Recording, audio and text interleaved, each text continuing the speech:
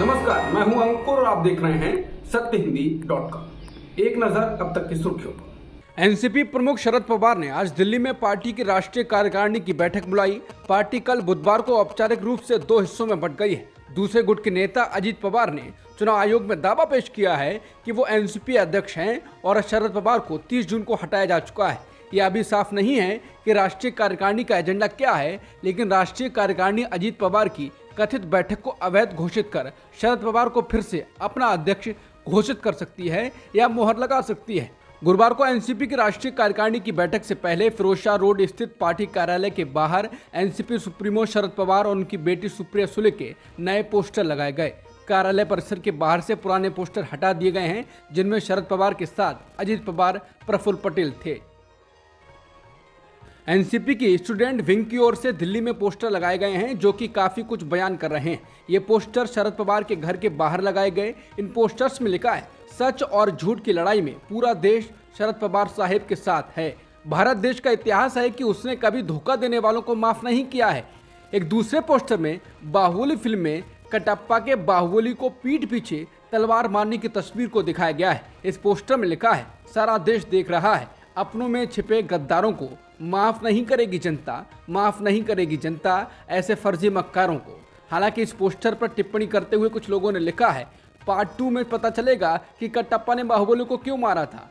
हालांकि समाचार agency NI के शेयर किए गए वीडियो में देखा जा सकता है कि इन पोस्टरों को एनडीएमसी की ओर से हटाया जा रहा है। महाराष्ट्र के मुख्यमंत्री एकनाथ शिंदे ने कल बुधवार शाम को अपने घर पर शिवसेना के अपने विधायकों की बैठक बुलाई। इस बैठक से पहले शिंदे समर्थक तमाम विधायकों ने अजीत पवार गुट को सरकार में शामिल किए जाने का विरोध किया था। विधायकों ने शिंदे पर फैसला लेने का दबाव बनाया, लेकिन बैठक के बाद शिंदे के समर्थकों ने कहा कि मीटिंग इस मुद्दे पर नहीं थी। भाजपा ने भी तमाम बातों को अफवाह करार दिया। शिंदे गुट और भाजपा की ओर से बैठक को लेकर जो सफाई आई, वो किसी के गले नहीं उतर रही है। वर्षा बंगले में एकनाथ शिंदे के साथ शिवसेना नेताओं की बैठक खत्म होने के बाद महाराष्ट्र के मंत्री उदय सामंत ने कहा, सीएम एकनाथ शिंदे के नेतृत्व में लोकसभा के आगामी सत्र, महाराष्ट्र विधानसभा के सत्र को लेकर बैठक हुई। सांसदों, विधान पार्षदों को भविष्य में विकास कार्य कैसे करना है, संगठन को कैसे बढ़ाना है, कहीं भी हमारे विधायकों में कोई नाराजगी नहीं है। बता दें, अजीत पवार के आने के बाद शिंदे गुट के नेता कह चुके हैं कि ऐसे में सत्ता में बने रहने का क्या मतलब है, अब हमको अपनी रोटी बांटकर खानी होगी। कुल मिलाकर शिंदे गुट ने बैठक के बाद कुछ भी कहा हो, लेकिन उनके नेता पहले ही नाराजगी जता चुके हैं।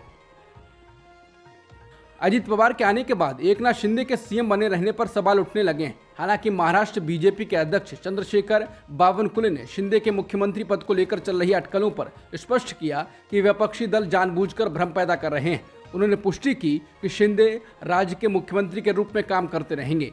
एनआई के मुताबिक चंद्रशेखर बावनकुले ने बताया, देवेंद्र फडणवीस सहित हमारे सभी वरिष्ठ नेता पहले ही बता चुके हैं कि एकनाथ शिंदे सीएम बने रहेंगे। वो राज्य के लिए अच्छा काम कर रहे हैं, विपक्षी दल भ्रम पैदा कर रहे हैं। महाराष्ट्र के मंत्री शंभूराज देसाई सीएम एकनाथ शिंदे के समर्थन में सामने आए और कहा कि कोई भी नेता नाखुश नहीं है और उन्हें एकनाथ शिंदे के नेतृत्व में पूरा भरोसा है।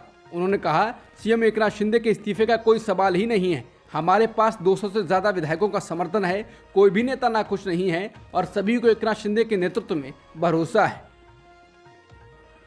राजस्थान की राजनीति के लिए आज का दिन काफी अहम है। दरअसल राजस्थान कांग्रेस नेताओं के साथ कांग्रेस आलाकमान की एक मीटिंग शुरू हो चुकी है। मीटिंग में कांग्रेस अध्यक्ष मल्लिकार्जुन खड़गे, राहुल गांधी, सचिन पायलट और अशोक गहलोत जयपुर से वर्चुअली मौजूद रहेंगे। मीटिंग के बाद दोपहर 3:30 बजे राहुल गांधी एक प्रेस कॉन्फ्रेंस करेंगे। कांग्रेस नेताओं की इस बैठक को देखते हुए सियासी गलियारों में चर्चा है कि पूर्व डिप्टी सीएम सचिन पायलट को आगामी चुनाव को नजर में रखते हुए बड़ी जिम्मेदारी मिल सकती है। बता दें, लंबे वक्त से मुख्यमंत्री अशोक गहलोत और सचिन पायलट के बीच सब ठीक नहीं रहा है। ऐसे में आलाकमान ने कई प्रयास किए हैं कि राजस्थान कांग्रेस के हालात ठीक हो जाएं। मध्य प्रदेश सरकार और बीजेपी के गले की हड्डी बन गए सीधी पेशाब कांड को रफू करने के प्रयास तेज हो गए। मुख्यमंत्री शिवराज सिंह चौहान ने गुरुवार को पीड़ित आदिवासी युवक दशमत को सीएम हाउस बुलाकर पैर धोए और पीड़ित से माफी मांगी। शिवराज सिंह चौहान दशमत के पैर धोते हुए वीडियो में देखा जा सकते हैं।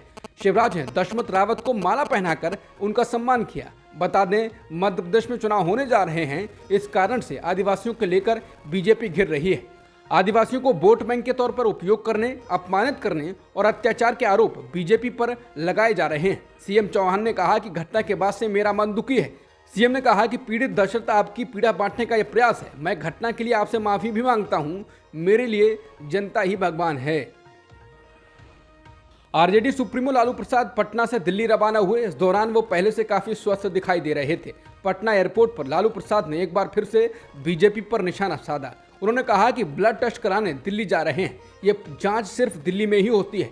ब्लड जांच कराने के बाद बेंगलुरु जाएंगे और फिर विपक्षी एकता की बैठक में शामिल होंगे। उन्होंने कहा कि नरेंद्र मोदी की विदाई तय करानी है। लालू प्रसाद ने कहा कि मेरे आने से बीजेपी घबरा गई है। वहीं तेजस्वी के चार्जशीट में नाम आने पर कहा ये सब कुछ नहीं होता है, ऐसे ही चार्जशीट में नाम आते रहते हैं। ट्विटर की तरह अब एक और माइक्रो ब्लॉगिंग ऐप आ गई है। मेटा के प्रमुख मार्क जुकरबर्ग ने थ्रेड्स ऐप को लॉन्च किया है। लॉन्च होने के कुछ घंटे बाद ही यूजरों की संख्या करोड़ों में पहुंच गई है। इसको लोकप्रिय फोटो शेयरिंग नेटवर्क इंस्टाग्राम के सहयोगी के रूप में लॉन्च किया गया है। बता दें, इंस्टाग्राम को जुकरबर्ग की कंपनी मेटा ने 1 दशक से भी अधिक समय पहले खरीदा था। अंतर्राष्ट्रीय मीडिया में आई रिपोर्टों के अनुसार तकनीकी विशेषज्ञ कह रहे हैं कि यदि इंस्टाग्राम के अधिकारी सब कुछ सही करते रहे तो थ्रेड्स प्रतिद्वंदी ट्विटर की जगह ले लेगा। कुछ तकनीकी विशेषज्ञ तो इसको ट्विटर किलर के रूप में जिक्र कर रहे हैं। कहा जा रहा है कि थ्रेड्स को लॉन्च होने से जुकरबर्ग और एलन मस्क के बीच प्रतिद्वंदिता बढ़ गई है। थ्रेड्स की इस लॉन्चिंग से काफी पहले से ही जुकरबर्ग और मस्क में महीनों तक तीखी नोकझोंक चलती रही थी। यहाँ तक कि लॉस वेगास में real life mixed martial art cage match में दोनों ने एक दूसरे से लड़ने की धमकी भी दी है। अब तक की खबरों में इतना ही। बाकी खबरों के लिए बने रहिए सत्यहिंदी.com के साथ।